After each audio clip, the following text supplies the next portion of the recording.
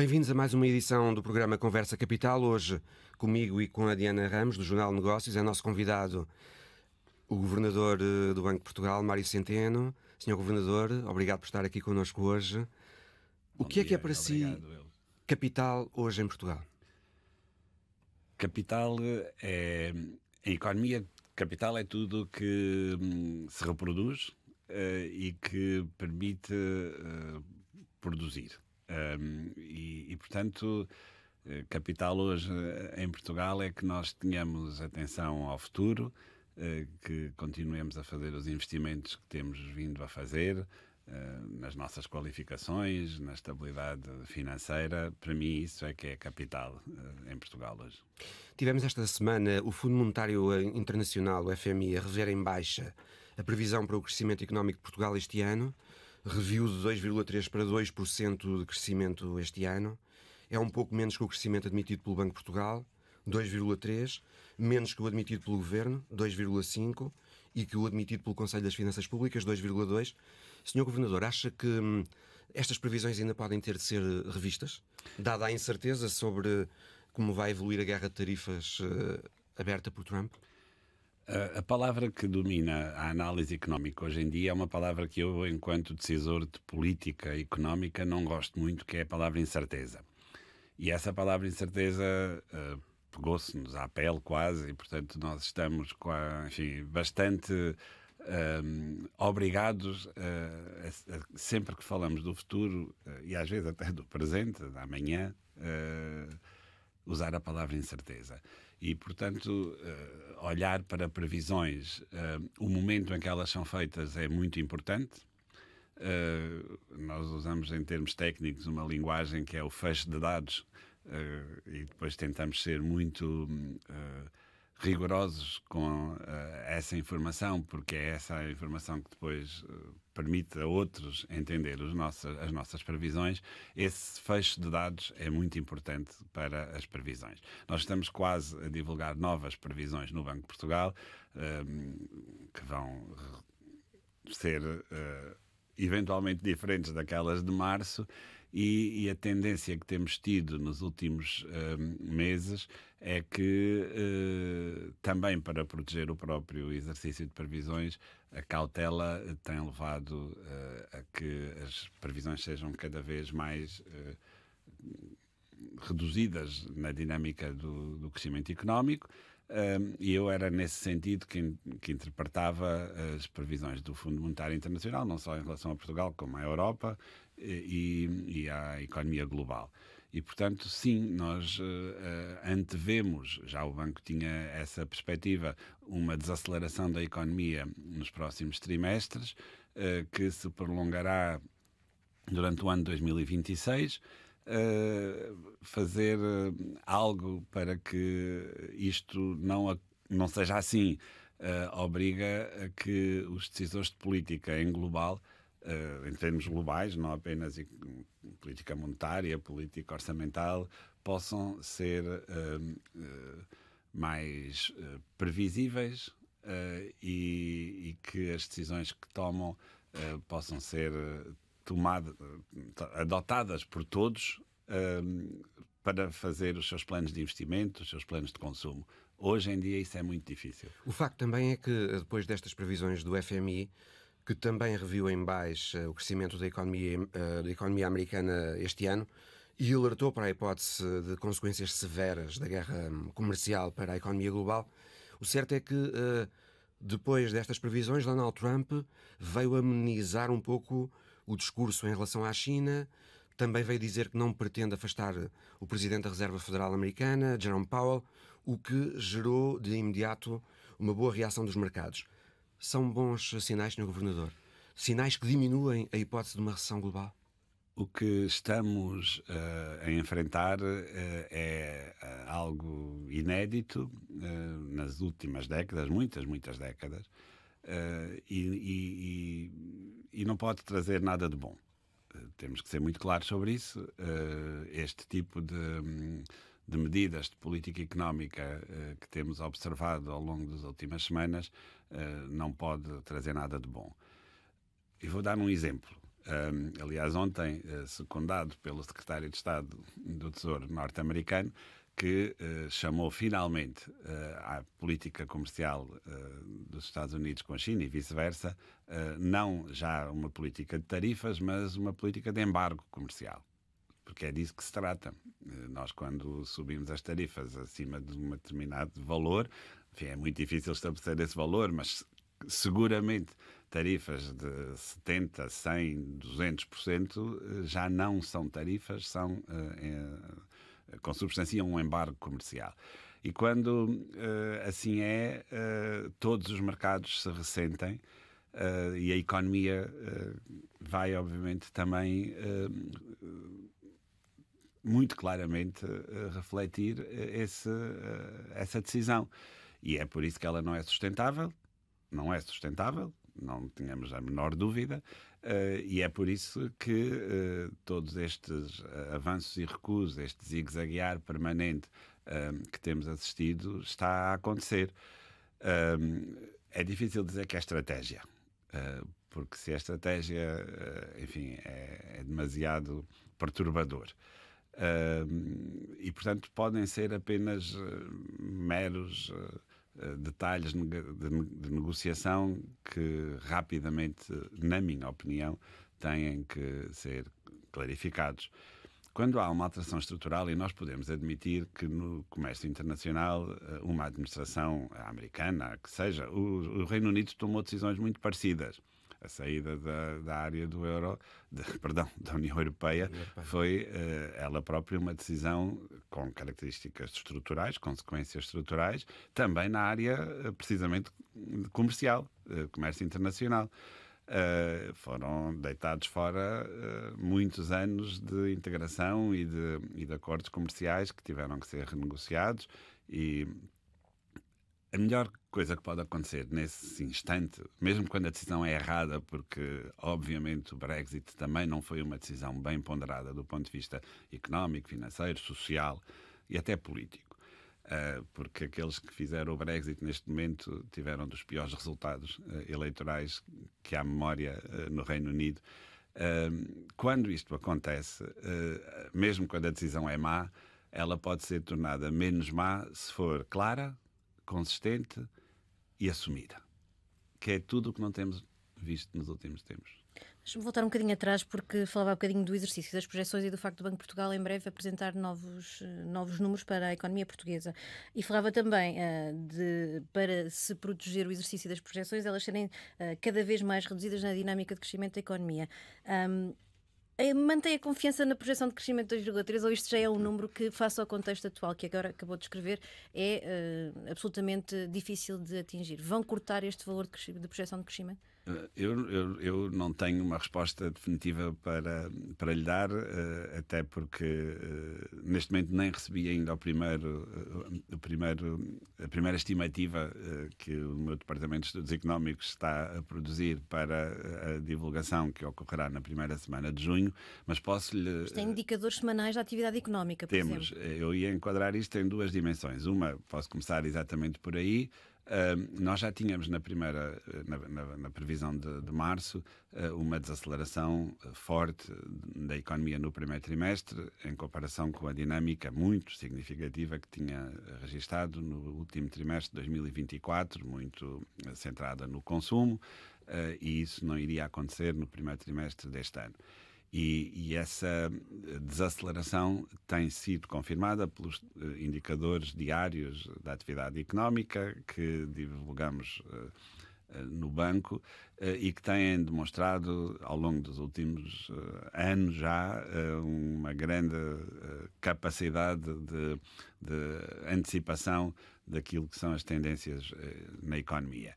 E essa desaceleração é confirmada por esse indicador.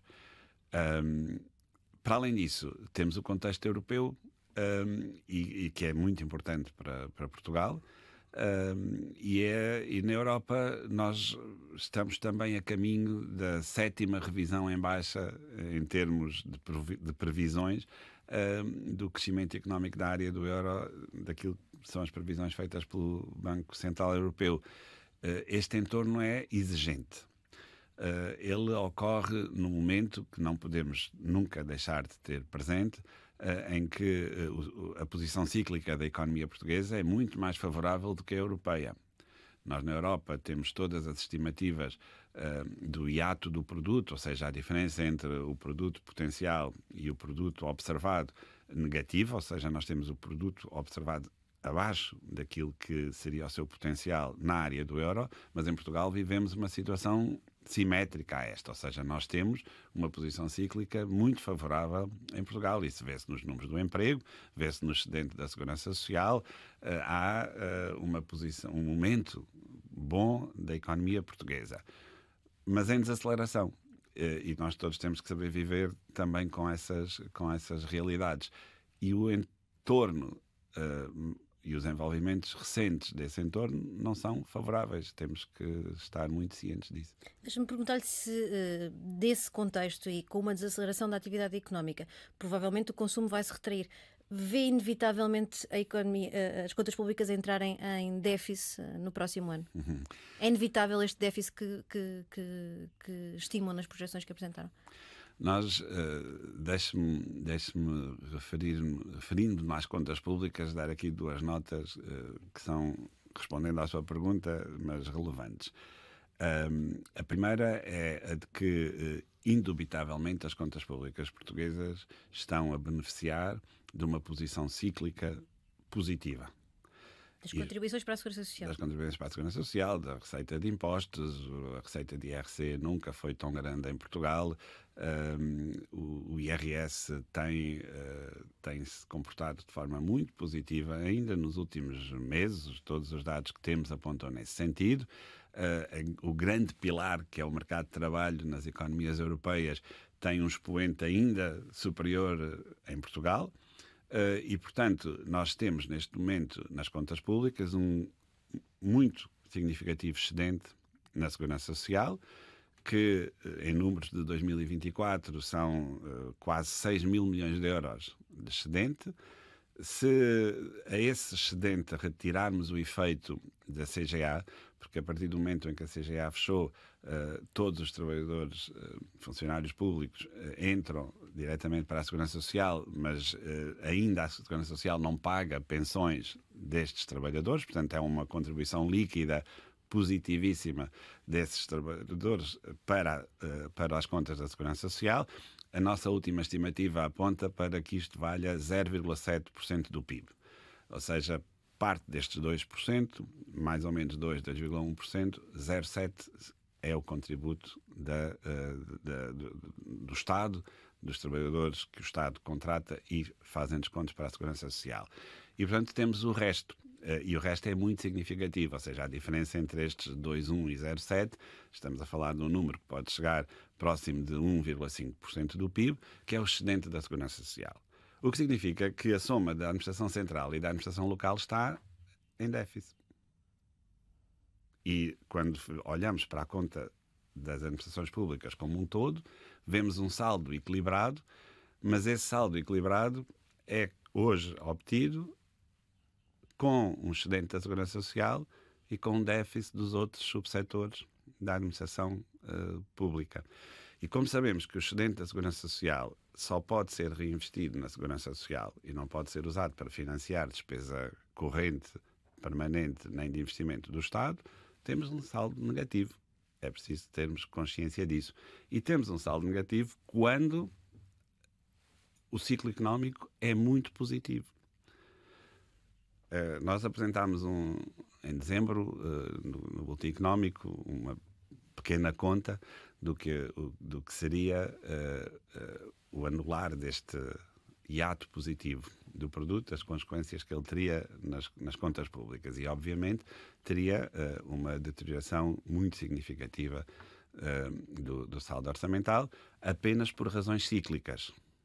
Apenas por razões cíclicas. E, portanto, eu, desde há vários meses, muito longos meses, já quase anos, tenho vindo a chamar a atenção para este desequilíbrio entre as contas da Segurança Social e o resto da administração central e local, porque ele é novo para nós. É muito positivo, é muito bom que aconteça este excedente da Segurança Social, mas ele é novo. O primeiro ano em que houve um excedente da Segurança Social em contas nacionais foi 2017 e foi muito pequeno. E, portanto... Por isso é que lhe volto a colocar a questão de, havendo uma retração da economia, provavelmente menor consumo, mesmo mantendo-se esse saldo relativamente positivo, é inevitável que entremos em déficit? Em 2026? Nós tivemos em 2024 uma deterioração muito grande do saldo estrutural, que é o saldo que corrige disso que a Diana me está a perguntar. Uma deterioração do saldo estrutural. Num ano em que a economia cresceu. Num ano em que nós, apesar das dificuldades e dos desafios que estamos todos a enfrentar todos os dias, tivemos resultados muito positivos nas contas públicas, mas menos positivos do que em 2023. E é uma situação que não é habitual na história recente das contas públicas em Portugal. Ou seja, nós temos que prestar muita atenção àquilo que é a evolução das contas públicas. Estou certo que todos os responsáveis o têm feito. O Conselho de Finanças Públicas veio precisamente também alertar para essa situação. O momento é um momento de não ter muitas ilusões sobre a sustentabilidade da nossa dimensão financeira em todos os aspectos. As projeções do FMI ainda indicam excedentes orçamentais para este ano e para o próximo, não é? Eu não, como digo, não vou, há pouco não me debrucei nas projeções do fundo em relação ao crescimento, elas têm o seu enquadramento. Aquilo que eu tenho vindo, aliás, só para dar uma ideia mais geral, e não nos focarmos apenas na dimensão pública, eu tenho dito exatamente a mesma coisa dos bancos em Portugal. Os bancos têm hoje resultados muito positivos, têm muito a ver com o momento do ciclo das taxas de juros que se está a esgotar. A margem financeira dos bancos vai reduzir-se a partir deste ano, e nós devemos sempre, até porque aprendemos muito bem com o passado, que é nos momentos em que há uma afluência maior de capital também, mas de recursos que os devemos preservar para momentos menos Já lá vamos à banca, mas deixe-me só fechar simpáticos. aqui a questão do impacto do atual contexto político e económico também na economia portuguesa, porque tinham estimado que o PIB poderia ter um impacto a questão da guerra tarifária poderia ter um impacto no PIB de 1,1% em Portugal. Acumulado. Já começam a ver esse efeito na economia nacional desta guerra de tarifas? Eu diria a resposta é que ele já está a acontecer, nós não o estamos a ver, até porque podemos estar aqui a ter um efeito que até mascara um pouco esse outro, que é e que assim tem sido visível em muitos indicadores. Por exemplo, os indicadores que temos do sentimento dos setores industriais na Europa têm vindo a melhorar muito nas últimas semanas, e muito disto tem a ver, por exemplo, com uma antecipação de produção e de estocagem e de encomendas, precisamente a antecipar as tarifas. Portanto, esse efeito pode ter acontecido, esse efeito vai ser positivo para o crescimento que viermos a ter no primeiro trimestre, mas ele é temporário. E, portanto, estes efeitos líquidos entre uma coisa e outra, neste momento, eu até quase que poderia dizer que os mais visíveis são estes de antecipação, e não tanto já em termos diretos os efeitos negativos que possam vir das tarifas. Paul Krugman disse em Portugal esta semana que Portugal pode ser dos países na Europa mais afetados pelas tarifas, não é? Pronto, eu ia dizer, quase responder a essa pergunta para também tentar matizar um pouco esta questão, porque se há coisa que aprendemos nos últimos anos últimos aqui, ponham bastantes anos nesta palavra últimos, é a extraordinária capacidade que os agentes económicos têm tido de se adaptar, de responder às adversidades. Esta adversidade, vamos ser totalmente honestos, não tem nada a ver com o que passamos, sem estar a seriar por ordem de importância, mas nem com a crise pandémica, nem com as dificuldades que a inflação possa ter colocado em muitos setores, em particular nas famílias, nem, obviamente, se calhar até muito menos do que a crise da dívida soberana e a anterior crise financeira. Ou seja, este não é um epifenómeno, mas não é algo que nos deva derrotar. Nós não nos podemos sentir derrotados sobre isto. Os Estados Unidos pesam no comércio externo português, nas exportações, um número próximo dos 6%. A esmagadora maioria das empresas, e nós publicámos isso no último boletim, que tem comércio com os Estados Unidos, tem uma exposição aos Estados Unidos, em termos da cota de exportações para os Estados Unidos, muito baixa, 5, 10%. Nas importações, nós vamos poder ter acesso a outros mercados. Há sempre um redirecionamento de comércio e às vezes até um ganho de comércio quando estes choques aparecem. Qual é a parte mais onde eu estou talvez a ser menos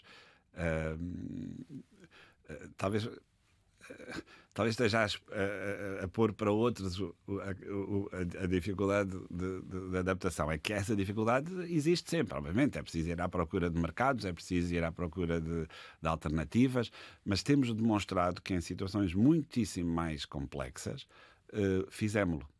E fizemos, por exemplo, a França ganhou muita cota de mercado nas nossas exportações. E nós conseguimos ganhar cota de mercado no mercado francês a seguir à pandemia pela questão da proximidade. E houve muitas empresas portuguesas que cresceram muito em França por causa da proximidade.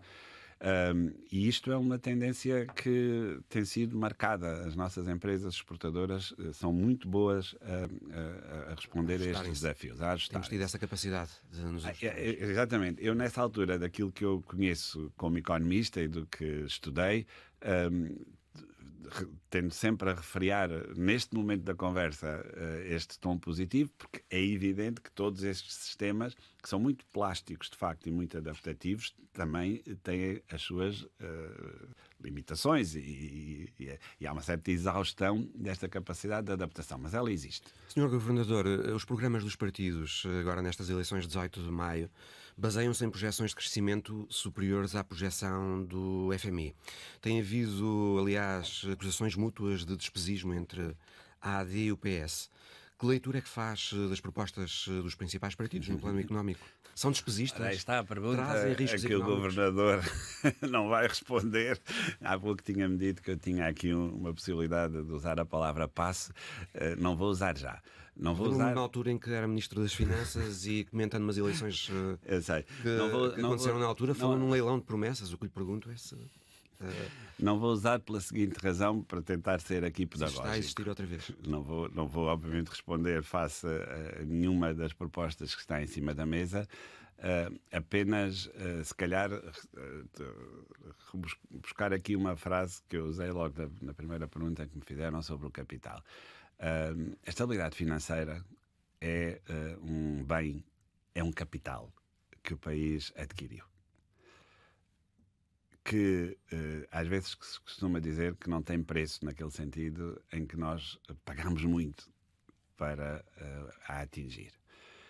E nós hoje, quando falamos nos mercados, quando lá fora se apresenta Portugal, o Paul Krugman, e não foi por simpatia, porque ele faz sempre a mesma referência, convidado pelo Banco de Portugal esta semana, voltou a enfatizar essa questão.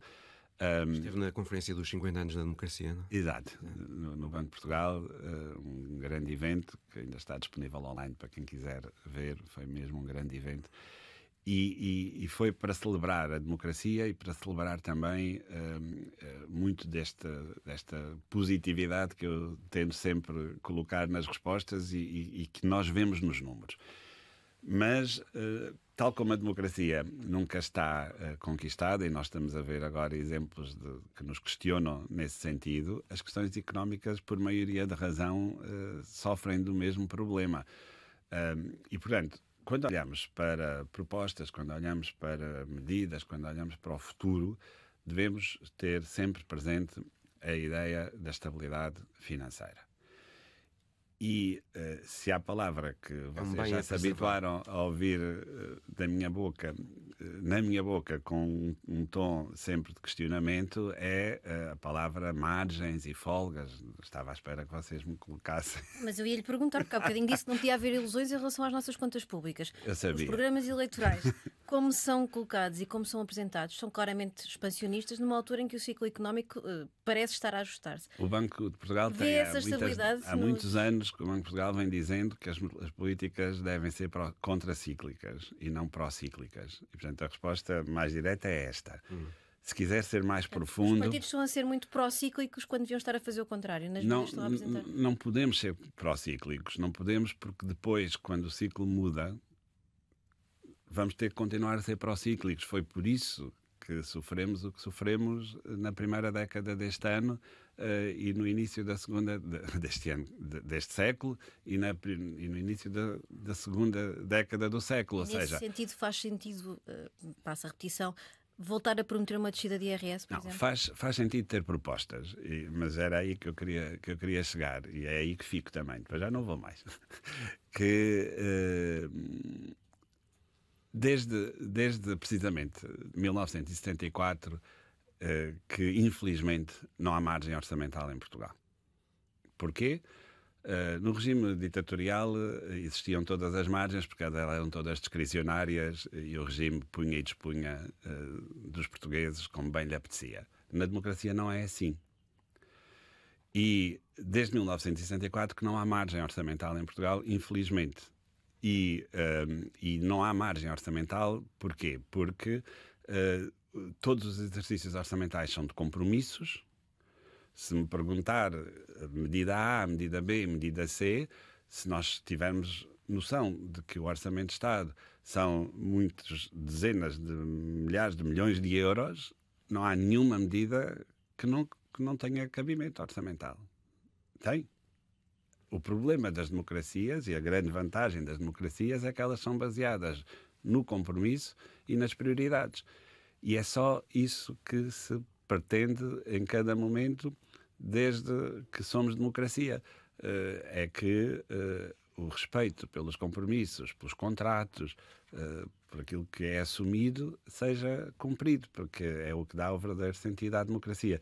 E por isso não há nenhuma medida em si mesma que seja má, nem espetacular, elas só funcionam no seu conjunto se, no fim do dia, respeitarem um equilíbrio que, obviamente, o Banco de Portugal, desde há muitos anos, muitas décadas, antes do programa de ajustamento, antes das crises financeiras, nos nossos relatórios de estabilidade financeira, nos nossos boletins, sempre sublinhávamos que, infelizmente, o país não conseguia cumprir. A partir do momento em que cumpre, este capital não pode ser desbaratado. As taxas de juro, Sr. Governador, o Banco Central Europeu tem vindo a reduzi-las sistematicamente, já 7 vezes seguidas em junho. Falo-á novamente ou também aqui as tarifas de Trump criam incerteza? A decisão será tomada em junho, é a resposta canónica que eu tenho para lhe dar. Para animar aqui a nossa conversa, porque eu acho que é muito importante e interessante a sua pergunta, deixe-me dizer-lhe o seguinte. Na abordagem à última reunião, nós, os governadores, o Conselho de Governadores, vinha numa atitude clara de comunicação de que o processo de descida das taxas estava amadurecido, estava a atingir um momento em que era necessário haver um pensamento mais profundo, se é que é possível, sobre as decisões que estamos a tomar e tinham que ser mais ponderosas. As tarifas vieram ajudar a decisão da última reunião, claramente, porque o impacto sobre a atividade económica é indubitavelmente negativo. Criam tensões inflacionistas, não é? As tarifas são um imposto. E são o pior de todos os impostos, se é que é possível ranquear impostos, porque ninguém gosta de impostos. Mas as tarifas são o pior dos impostos porque elas afetam o consumo, afetam todos os estádios da produção. Ao afetarem todos os estádios da produção, vão afetar também o consumo. Portanto, elas atuam em toda a cadeia produtiva e de consumo. E isto é aquilo que é mais negativo, se é que é possível pôr assim desta maneira, num imposto. E, portanto, as tarifas são más. Que o comércio seja justo e livre é um desejo de todos. E nós podemos usar a política comercial para esse fim. E devemos. Nós devemos querer exportar os nossos, a nossa estrutura enfim, de direitos do trabalhador, de proteção dos nossos princípios societais. Tudo isso é legítimo. E a política comercial pode ser usada. Não é isso que está em cima da mesa. E, portanto, nós não vemos esse propósito. Não é possível sequer identificar um único fator desse propósito. E, portanto, elas são más. Na inflação, os impactos são mais difíceis de identificar, primeiro porque depende se há retaliação ou não há retaliação. As tarifas vão fazer aumentar os preços nos Estados Unidos, mas até podem fazer baixá-los no nosso país. Porquê? Porque todo o comércio que era dirigido aos Estados Unidos pode ser agora dirigido à Europa, até a própria produção europeia que era exportada para os Estados Unidos agora fica na Europa, torna os nossos mercados maiores, com mais oferta, e se há um aumento da oferta para a mesma procura, o que acontece numa economia é uma redução dos preços. Portanto, as tarifas podem ter um impacto até de redução de preços nas economias que não são sujeitas às tarifas. E, portanto, a dimensão de retaliação é muito importante. E isso, mais uma vez, estamos no domínio da incerteza. Estamos no domínio da incerteza, mas a economia ensina-nos pelo menos esta parte que eu acabei de lhe expor.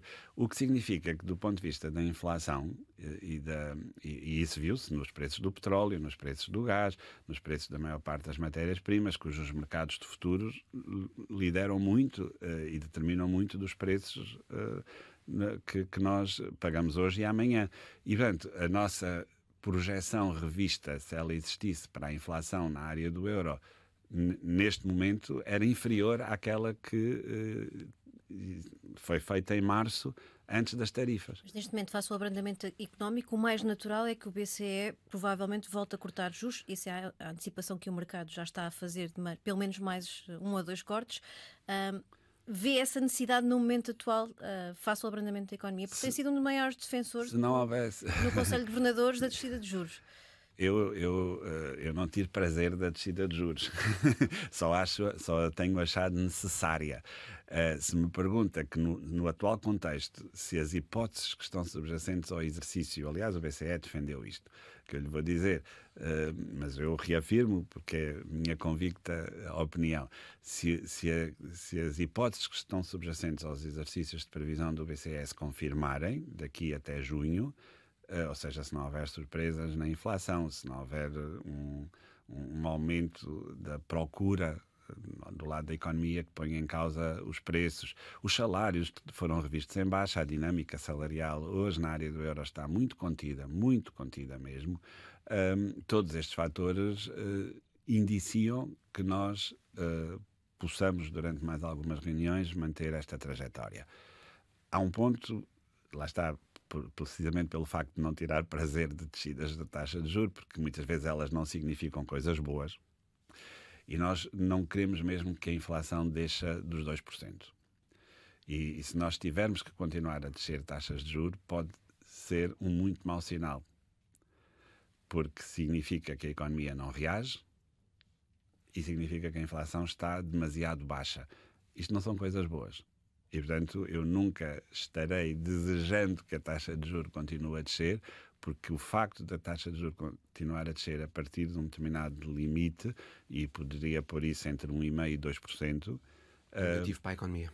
É porque há sinais preocupantes na economia e isso nós não queremos. Deixe-me só ir olhar para a questão dos Estados Unidos, porque a Reserva Federal e o Presidente da Reserva Federal têm estado a ser particularmente visado e pressionado a descer juros, sendo que o contexto nos Estados Unidos é outro. A inflação está elevada, a economia está a abrandar também fruto desta incerteza em torno da guerra comercial.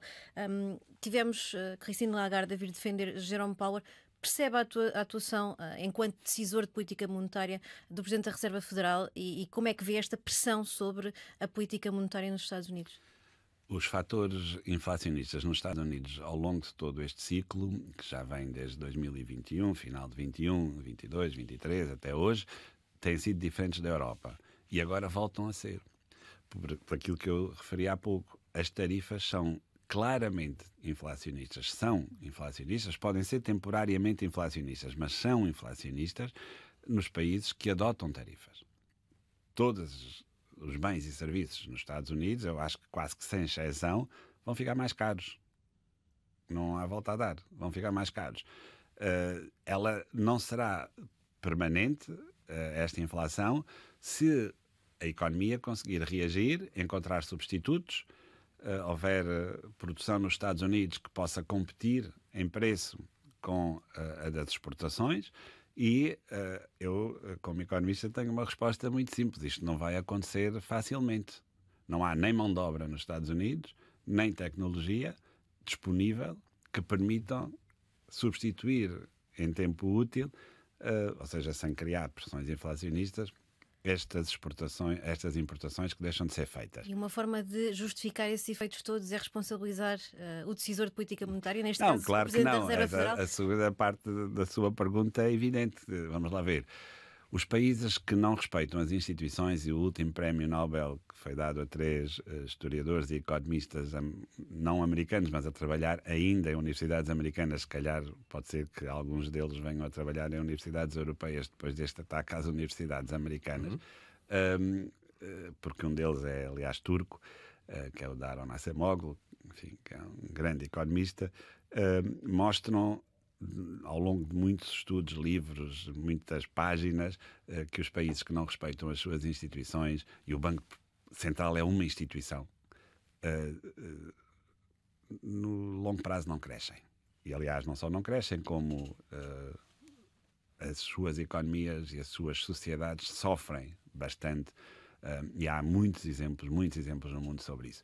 E, portanto, não respeitar aquilo que é o papel do Banco Central, em particular da Reserva Federal, no dólar, no mercado da dívida pública e, portanto, das obrigações do Tesouro americanas, no papel de supervisão do sistema financeiro.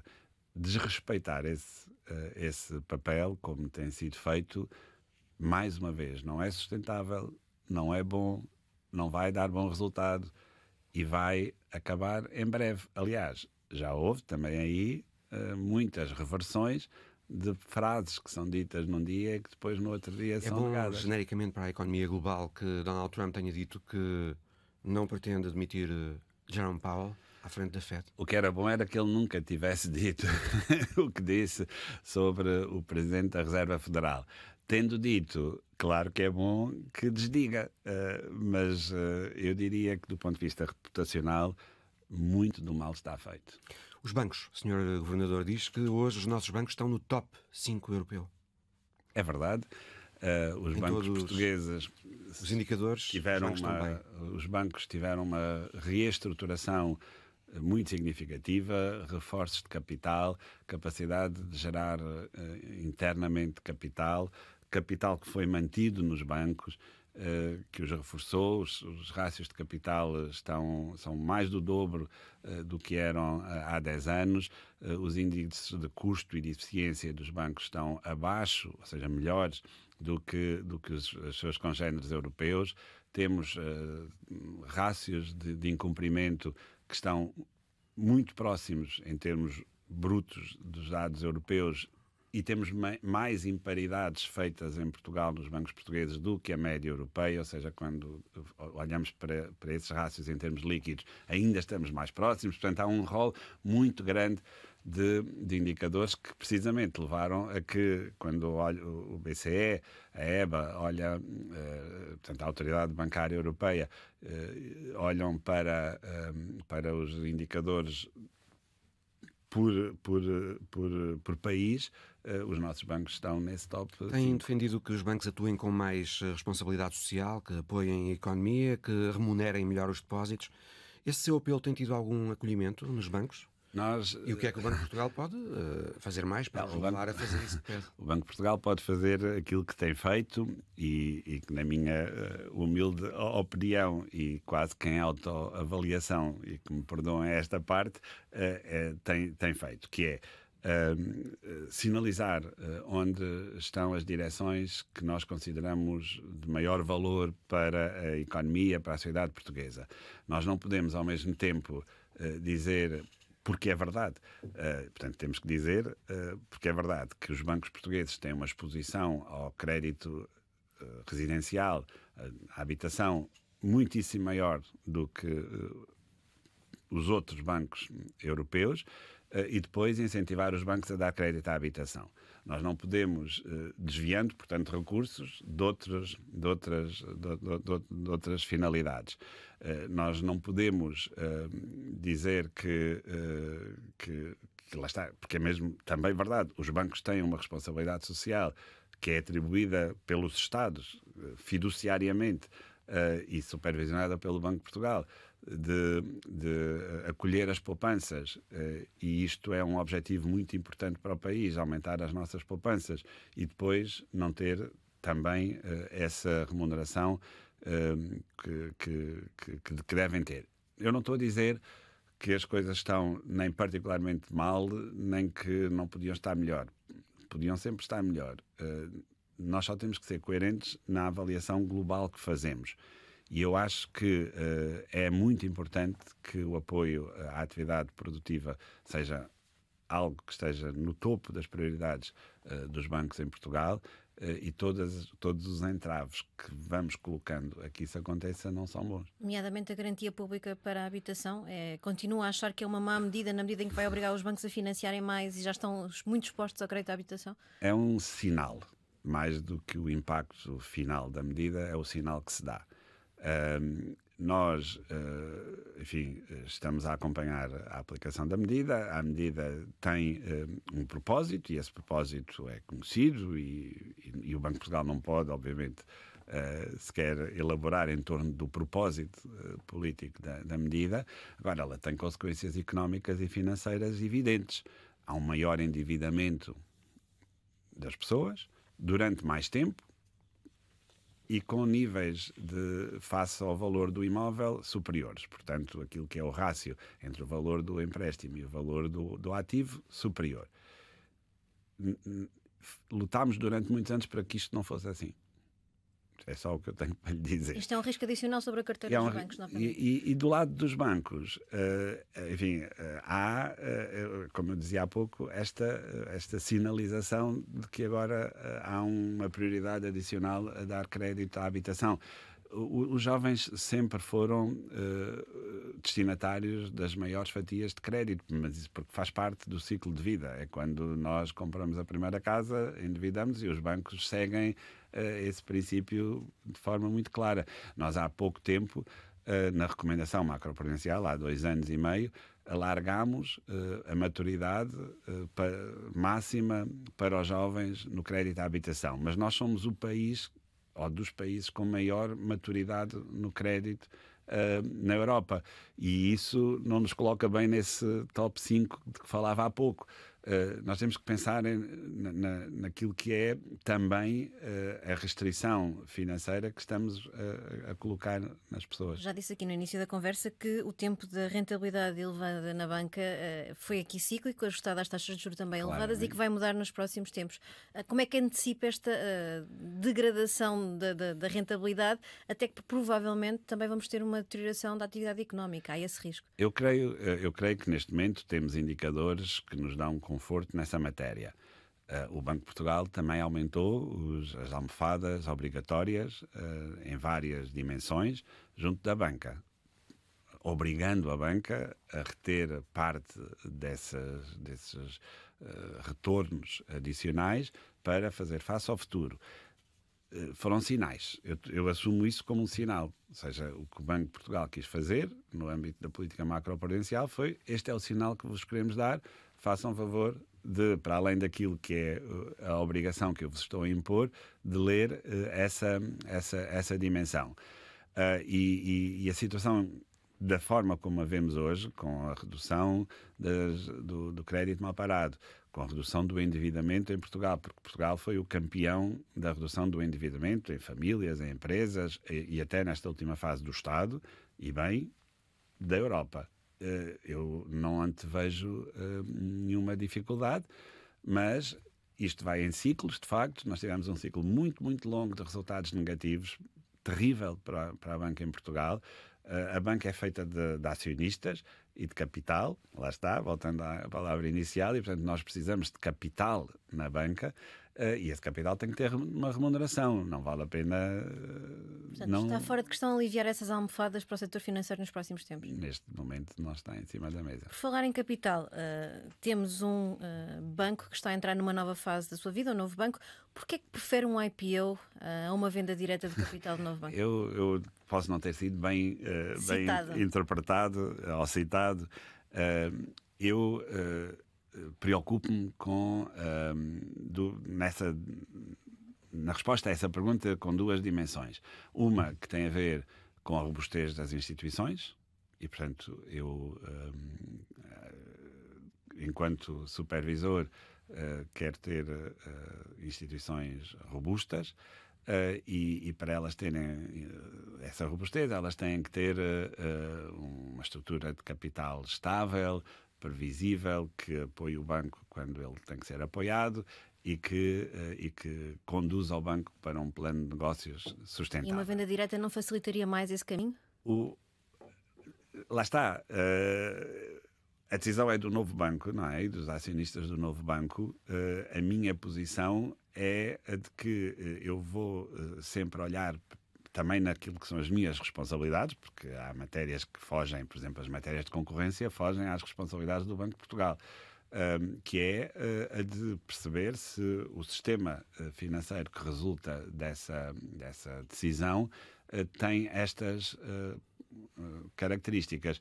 Durante a primeira década deste ano, nós assistimos a muitas tentativas de fusões e aquisições dentro da banca que distraíram os atores da banca daquilo que era a sua função essencial, que levaram a decisões e até muito negativas do ponto de vista de cada uma dessas instituições e que não as tinha preparadas para as dificuldades que acabaram por acontecer.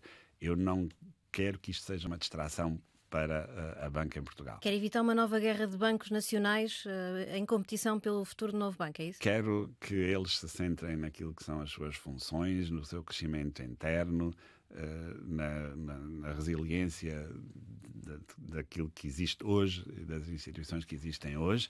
E depois, é evidente que pode haver as derivações que o mercado ditar. Mas eu quero que o mercado tenha os pés bem assentes no chão. Mas uma proposta estabelecida entre Caixa Geral de Depósitos e Milênio para concorrerem em conjunto ao novo banco era um risco para o sistema financeiro? Não, eu não estou a dizer isso, não conheço a proposta, não sei se ela existe, só lhe estou a dizer que para o supervisor a estabilidade do sistema passa pela estabilidade de cada uma das suas instituições e nós temos que ter os pés muito bem assentes na terra quando damos passos nessa direção. E o passado recente, como eu referi, porque ainda é recente, a primeira década deste século não é assim há tanto tempo, não foi propriamente pautada por essa forma. Estamos quase a terminar. O seu mandato no Banco de Portugal também está quase a terminar? É já em julho. Gostaria de continuar? Sim, o primeiro mandato de facto está quase a terminar. Eu já digo há muito tempo que aquilo que faço e aquilo que contribuo nas minhas funções é com esse sentido. Porque é assim que eu desempenho sempre todas as minhas funções e portanto, mas há a possibilidade de não ser reconduzido. Há sempre e ainda bem que existe essa possibilidade, porque se ela não existisse eu não lhe podia ter dado a primeira resposta. E se não for reconduzido, o que é que se vê fazer a seguir? Não sei, honestamente. Tenho obviamente as qualificações que vou adquirindo. Imaginamos facilmente muitos caminhos para si. É possível que sim, e portanto se calhar eles são demasiados para eles para poderem ser citados agora, mas não tenho elaborado sobre essa matéria. Imaginamos-lo facilmente no FMI, no Banco Mundial, no Banco Central Europeu, na OCDE. O Banco Central Europeu em 2027 é uma possibilidade. Christine Lagarde termina o mandato em 2027.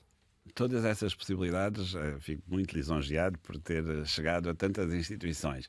É como lhe digo, a minha função e os meus dias são todos passados e acredito que são tão preenchidos e com tanta responsabilidade que não me permitem acalentar nenhum cenário de futuro. Muitos desses que refero, ou alguns pelo menos, até beneficiariam de uma recondução no Banco de Portugal. Por exemplo, aqueles que têm a ver com o Banco Central Europeu.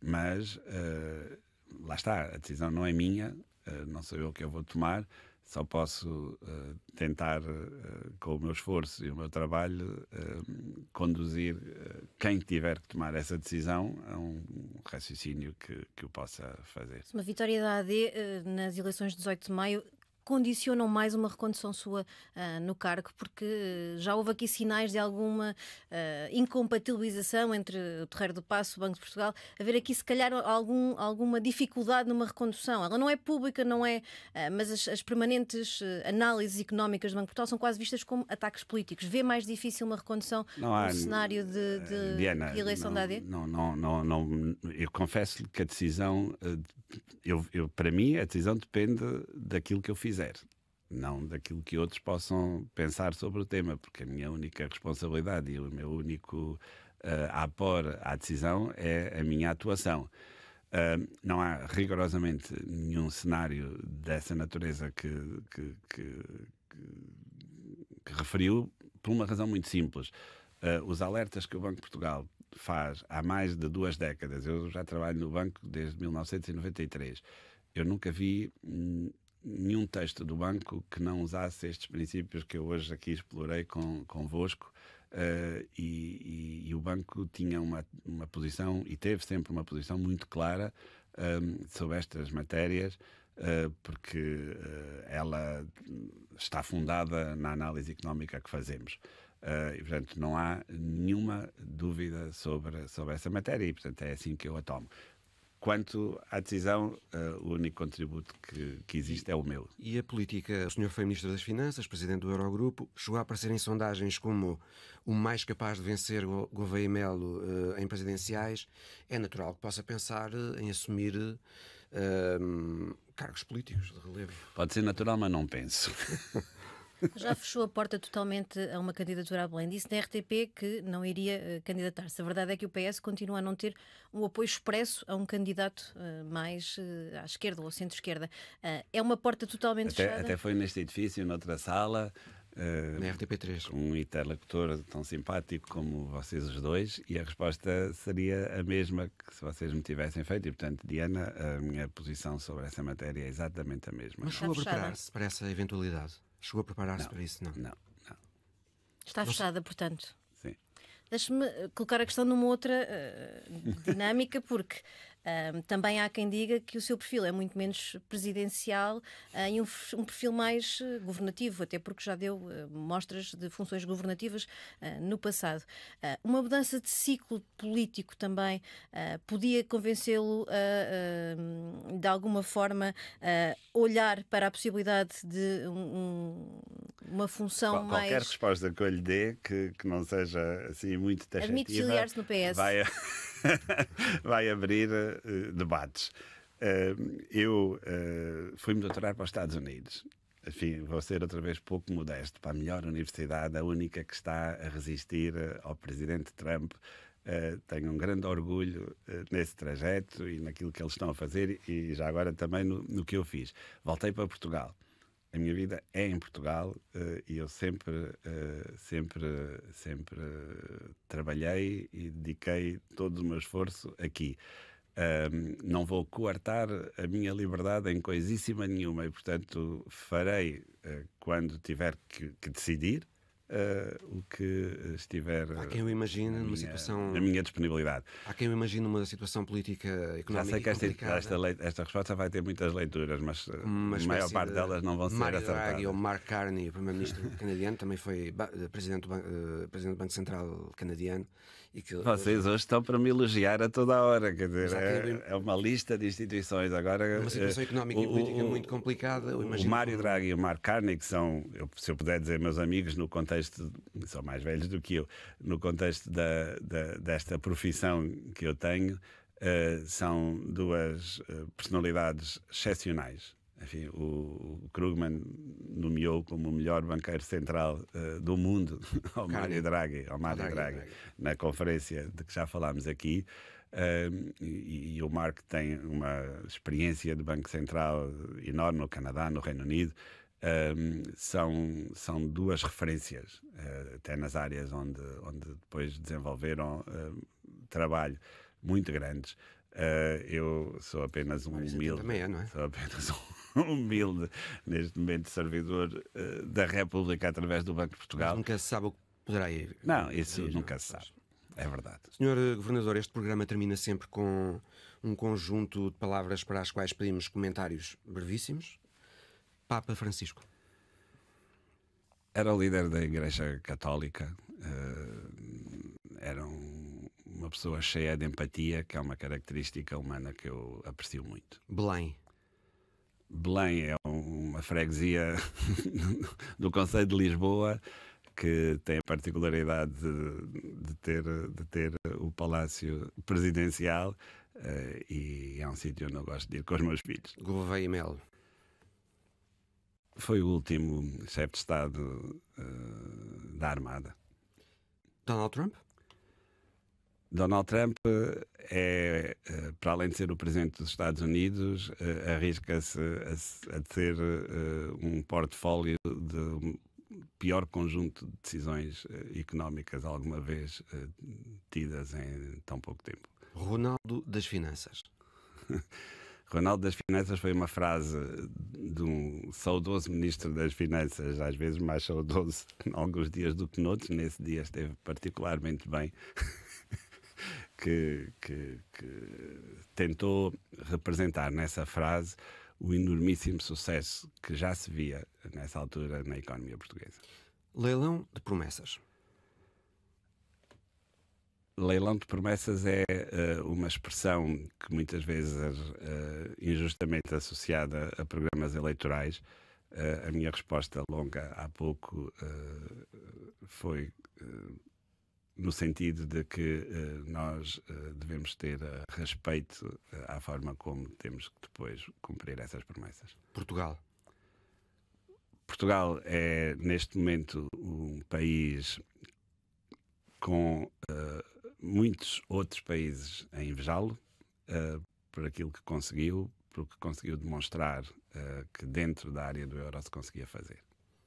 Sr. Governador, Mário Centeno, Governador do Banco de Portugal, muito obrigado por ter estado aqui hoje connosco. É o fim do programa. O Conversa Capital fica disponível na internet. Muito obrigado.